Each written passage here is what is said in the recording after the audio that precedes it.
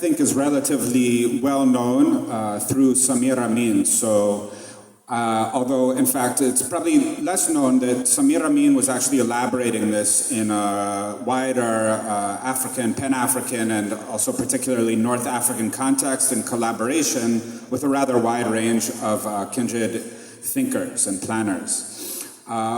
What I want to do is I want to take Samir Amin's thought, in essence, and see how we can also modify it for a period when the ecological issue and the ecological contradictions of imperialism and capitalism are more and more at the forefront of consciousness and are primary struggles and contradictions faced for the worldwide social reproduction of the popular classes. So there were three classic pillars of delinking for Samir Amin: the strict subjection of external relations to the logic of internal choices, a political capacity to introduce profound social reforms, which also implies a class basis, a class layers that can push the policies, and then a capacity for technological absorption and ingenuity.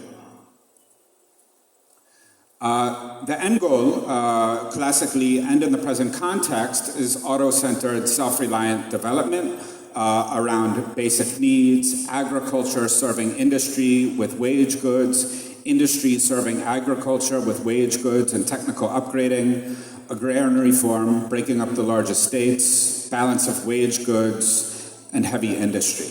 This was the classic conception which dominated in the 1970s and 1980s. Ecological delinking is necessary to elaborate in our current context, not merely because both climate and also the broader crises of the reproduction of the non-human world are actually harming social reproduction in a variety of ways. They're increasingly dangerous on their own terms. They're closing the kind of civilizational and historic space within which humanity has been able to carve out a niche through itself, through the upgrading and through mastery of at least some components of its relationship with non-human nature. There's also an increased need for hardening against things like typhoons, cyclones, heat waves.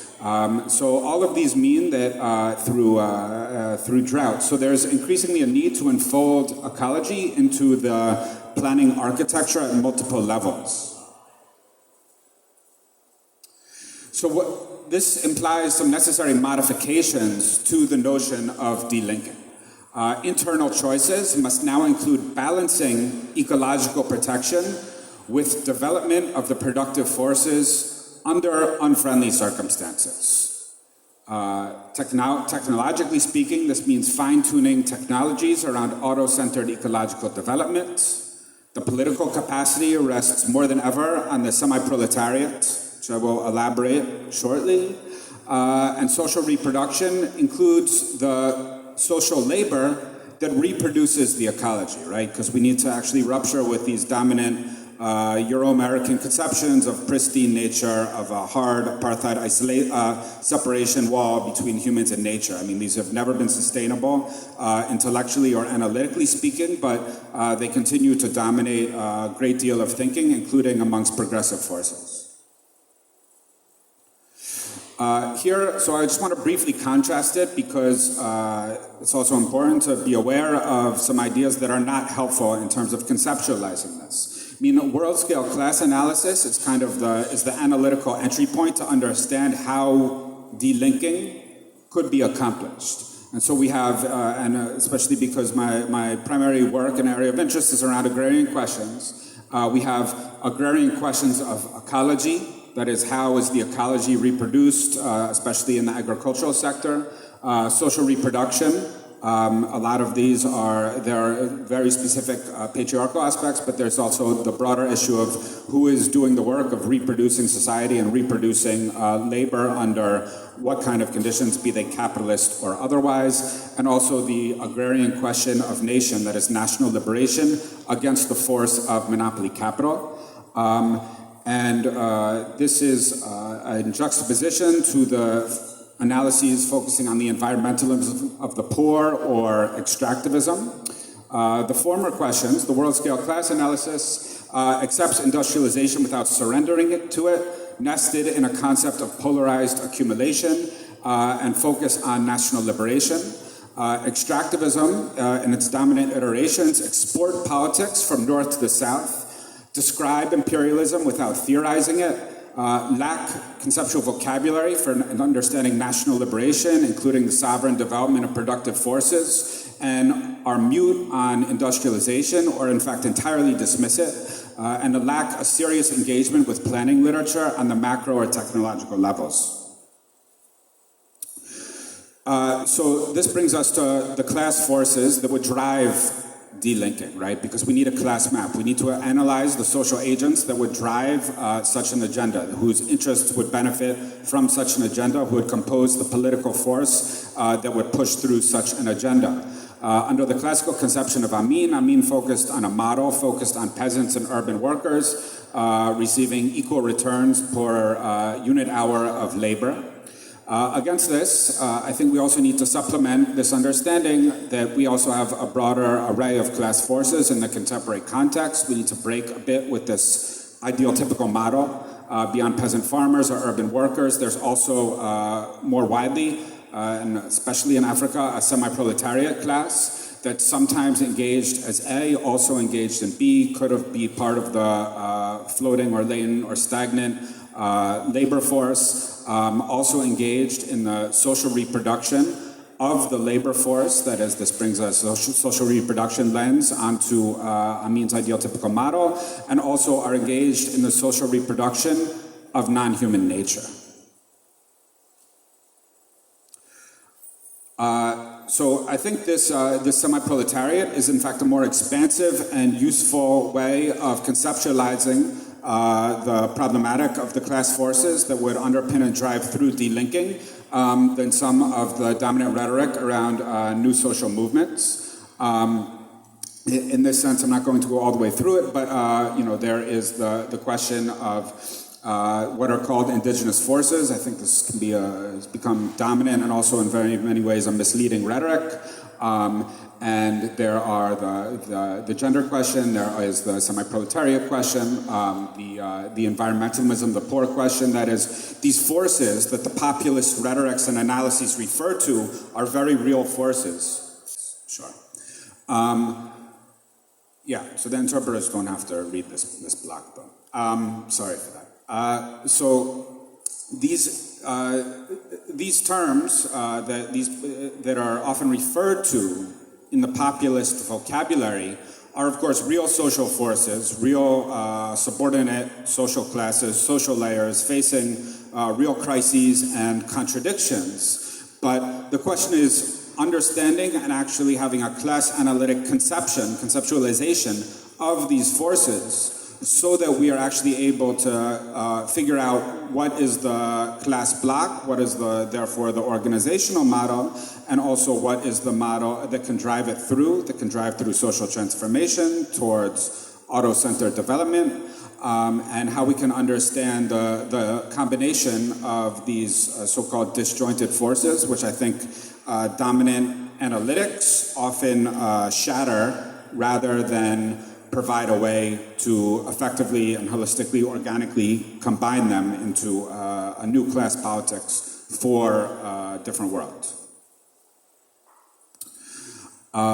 Here again, the translator does not need to go through this whole thing, but this is just the question of social reproduction is intimately connected to the question of common access to land or non-human nature, or the commons. That is, these are for at least 2, maybe up to 3 billion people. There is a greater or lesser degree of direct reliance on nature for the actual process of social reproduction, which actually gives us a lens to see the centrality of non-human nature, both to social reproduction under monopoly capitalism, but also the centrality of this sector, of this social layer in a potential transition.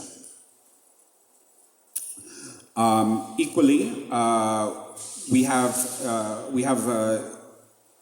a labor-centered lens that brings into view that non-human nature is in fact socially reproduced, right? And so this actually is a lens, a methodological lens, that allows us to break down the Western conceptual apartheid wall between human and nature, and it reminds us that in fact what's called nature has historically and generally been managed landscape. Right? And now we know this very well from historical anthropologies of the Americas, which I know best, that these were what's called second nature. That is, these were landscapes that were actually socially constructed and socially maintained by human labor. That is, a huge amount of the forest and also, of course, the pastoral land in large swaths of Africa. These are actually socially co-produced with humans acting upon and thereby transforming nature that until the advent of monopoly capitalism was happening in more or less sustainable ways, of course, with all kinds of episodic ecological breakdowns, to be sure. We shouldn't have a romance about it, but that these were ways of labor being applied to the non-human environment, not talking about industry, but talking about pastoralism, tree tending, agroforestry, and so forth, that was actually socially reproducing the ecology. So once we have a sense that these other social layers have actually historically played a central role in the preservation of non-human nature, even in the current period, continue to play that role, and also that there is a central role in turn for for non-human nature in ongoing struggles for social reproduction, disproportionately the role of women. We understand that we actually need to accurately have a map and a role for these social classes and attend to the way they have been disempowered or exploited or oppressed when we think about modeling transition.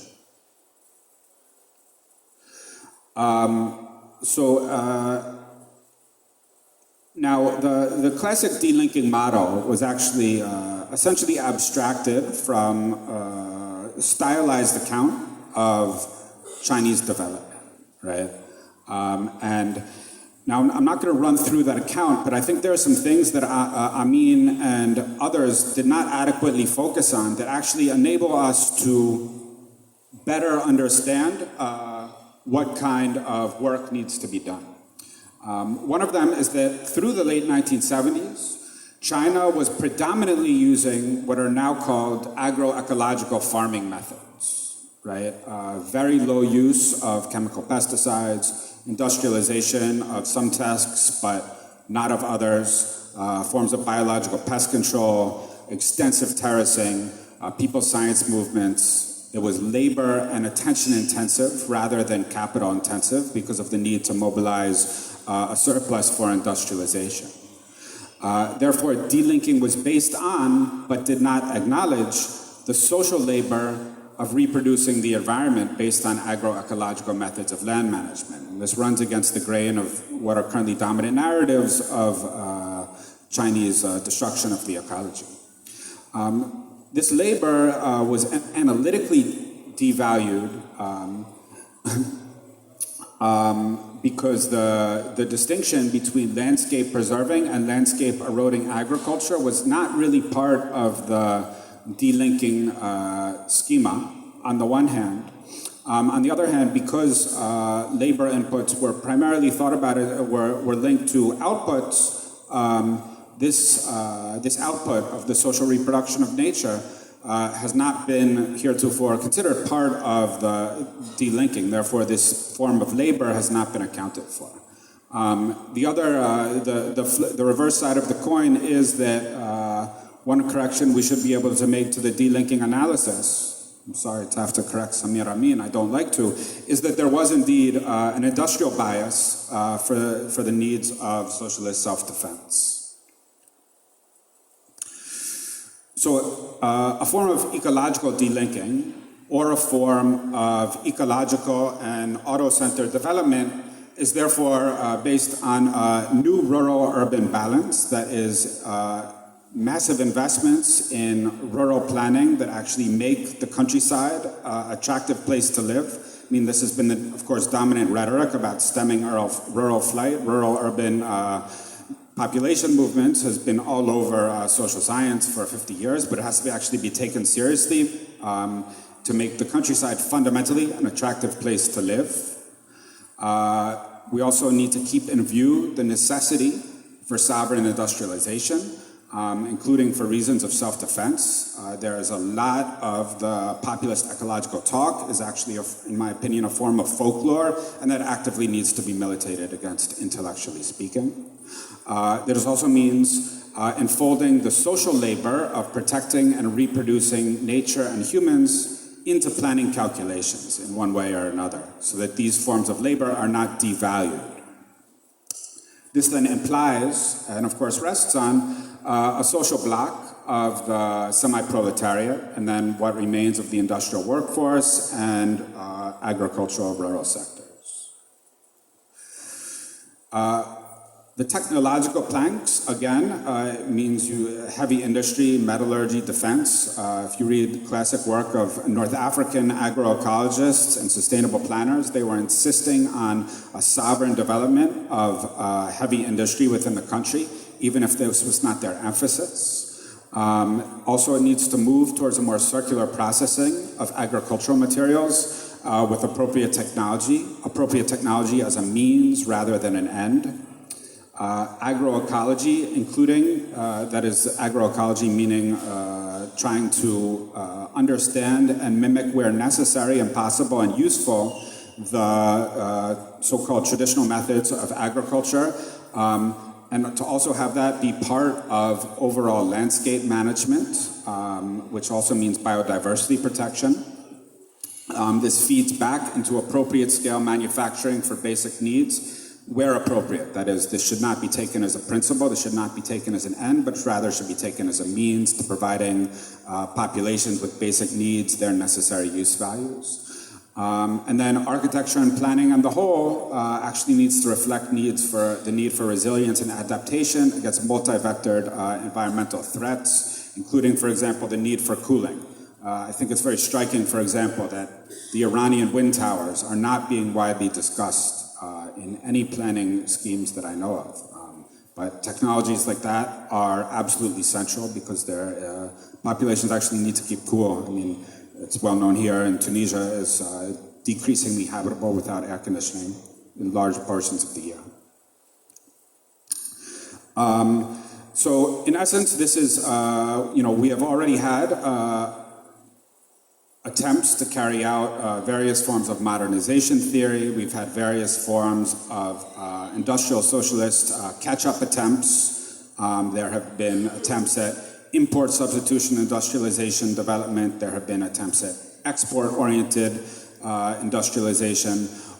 What there has predominantly not been with the partial experience of China, certain aspects of Vietnam, the Cuban experience during the special period, which offer lessons but are not per se models, are paths to, peasant paths to a sustainable auto-centered national development model and a sustainable world system in the 20th century. Thank you very much.